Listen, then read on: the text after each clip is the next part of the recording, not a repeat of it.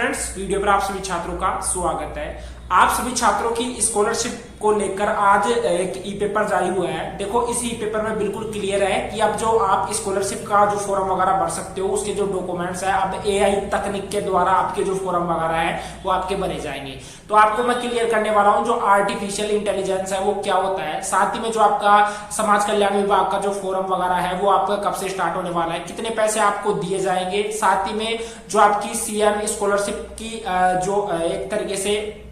जो विभाग है, जो स्कॉलरशिप है वो आपकी कब तक आपकी रहने वाली है, उसमें किस प्रकार से आप भर सकते हो, क्या आप समाज कल्याण विभाग और साथ में जो सीएम स्कॉलरशिप योजना है दोनों से क्या पैसे आप एक साथ उठा सकते हो। तो ये पूरी इंफॉर्मेशन आप सभी छात्रों को यहाँ पर इसी वीडियो के माध्यम से शेयर की जाएगी। तो सबसे पहले तो आपको मैं एआई से रिलेटेड क्लियर कर देता हूँ। देखो, एआई क्या होता है कि इसमें जो आप अपने डॉक्यूमेंट्स वगैरह जो सबमिट करवाते हो या बार बार अपने डॉक्यूमेंट्स जैसे बनवाते हो, जैसे आपका आय प्रमाण पत्र हो गया, आपका मूल निवास हो गया, आपकी जाति प्रमाण पत्र हो गया, ठीक है, तो ये सब कुछ आप बनवाते हो। साथ में जैसे ये डिटेल आपको भरनी पड़ती है, जैसे आपकी आधार कार्ड की डिटेल हो गई, आपकी बैंक की पासबुक की डिटेल वगैरह हो गई, बैंक अकाउंट नंबर हो गया, आईएफएससी कोड हो गया, और साथ ही में और भी जो डिटेल रहती है वो आप लगातार भरते हो। तो काफी बार क्या होता है, इन चीजों में काफी टाइम लग जाता है। अब देखो, एआई से आपको यहाँ पर फायदा क्या मिलेगा, जो आपको डिटेल भरनी पड़ रही है तो ये डिटेल आपकी एक तरीके से सेव हो जाएगी, जिसको आपको आगे जाकर दिक्कत नहीं होने वाली। ठीक है, बाई चांस जैसे आपने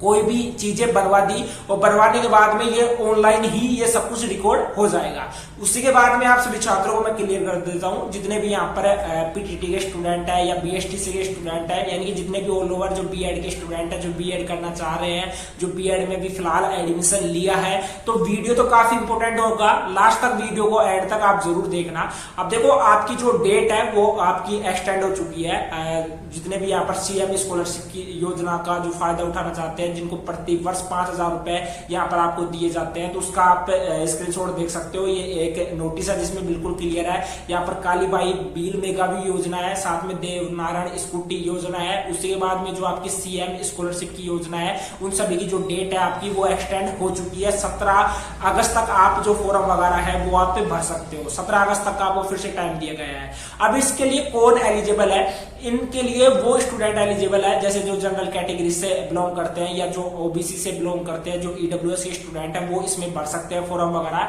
साथ ही में आपको प्रतिवर्ष यहाँ पर 5,000 रुपए दिए जाएंगे। इसमें नॉर्मल सी डिटेल आपकी होनी चाहिए, आपके जिस भी सब्जेक्ट में, मतलब जैसे आपने 12th पास किया तो 12th में आपके 60% होना चाहिए, फर्स्ट ईयर पास किया तो फर्स्ट ईयर में 60% होना चाहिए, सेकंड ईयर पास किया तो सेकंड ईयर में आपका 60% जो परसेंटेज है वो आपकी होनी चाहिए। जिस भी ईयर का आप भर रहे हो या जिस भी मतलब कि आप जैसे फर्स्ट ईयर का भर रहे हो तो आपके पास में 12th की मार्कशीट आपके पास में होनी चाहिए, 12th की आपके पास में जो माइग्रेशन सर्टिफिकेट है वो भी आपके पास में होना चाहिए, आपका आय प्रमाण पत्र आपके पास में होना चाहिए। आय प्रमाण पत्र आपको मैं क्लियर कर देता हूं, जो कि आय का घोषणा पत्र होता है, जिसमें 2 गजेटेड ऑफिसर रहते हैं, उनके सिग्नेचर होते हैं, और साथ में आपका आय है वो आपका 2.5 लाख से ज्यादा नहीं होना चाहिए, क्योंकि यहाँ पर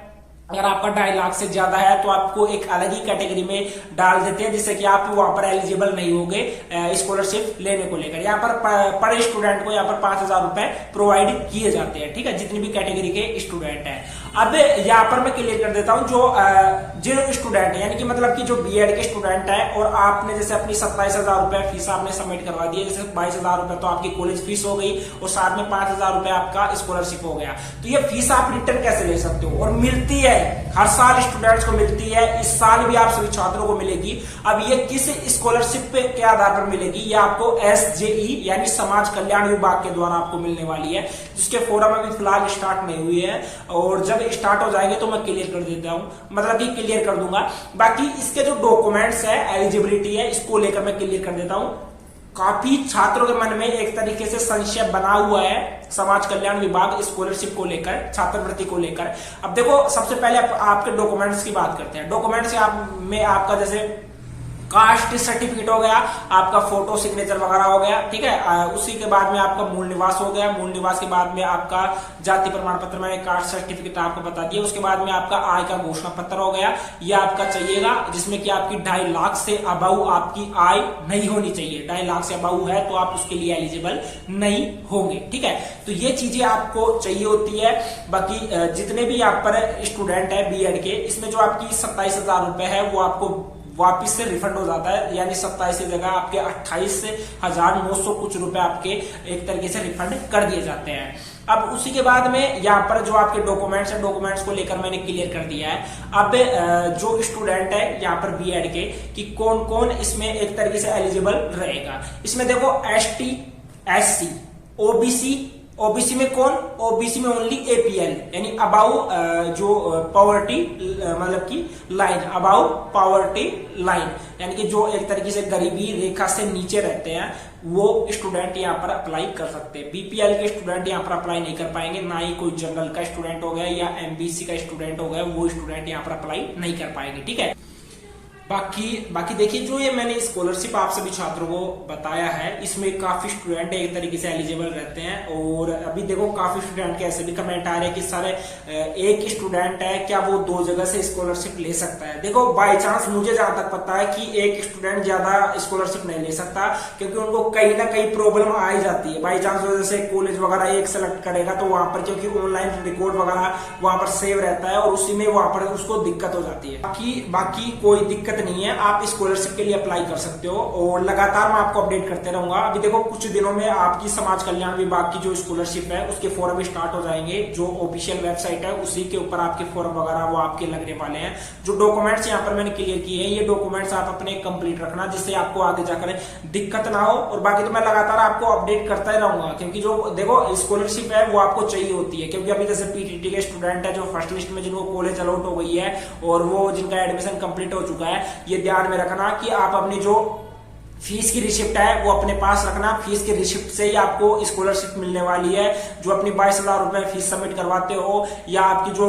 काउंसलिंग फीस रहती है उसकी रिसिप्ट अपने पास में रखना, क्योंकि ये फीस की रिसिप्ट आप जब स्कॉलरशिप का फॉर्म भरोगे तो वो वहां पर अपलोड आपकी होने वाली है। ठीक है, और कॉलेज वाले फीस की रिसिप्ट आपको तभी देंगे जब आप कॉलेज में अपनी फीस वगैरह है वो आपकी सबमिट करवा दोगे। ठीक है, बाकी तो जो प्राइवेट कॉलेज से जो स्टूडेंट बिलोंग करते हैं, क्योंकि वहां पर जो फीस वगैरह का थोड़ा लफड़ा रहता है तो इसी वजह से वहां पर काफी स्टूडेंट्स को दिक्कत भी झेलनी पड़ती है, क्योंकि